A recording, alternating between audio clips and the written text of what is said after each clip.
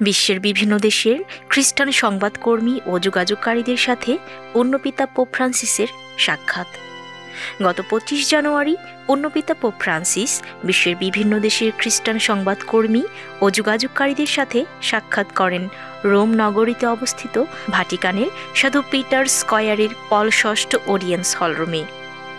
এ সময়ে বিশ্বের বিভিন্ন দেশ থেকে আগত প্রায় 6,000-এর বেশি খ্রিস্টান সংবাদকর্মী ও যোগাযোগকারীরা উপস্থিত ছিলেন। সকলের উদ্দেশ্যে পোপ ফ্রান্সিস আশা ও ঐক্য গড়ে তোলার জন্য খ্রিস্টান সংবাদকর্মী ও যোগাযোগকারীদের দায়িত্বের উপর জোর দিয়ে বলেন, আপনাদের বিপণন কৌশলের বাইরে গিয়ে ঈশ্বরের রাজ্যের উপস্থিতির কথা ডিজিটাল মিডিয়ার মাধ্যমে প্রচার ও প্রকাশ করতে হবে। আপনারা সবসময় ডিজিটাল মিডিয়ার মাধ্যমে সত্য ও ন্যায্যতার কথা প্রচার ও প্রকাশ করবেন।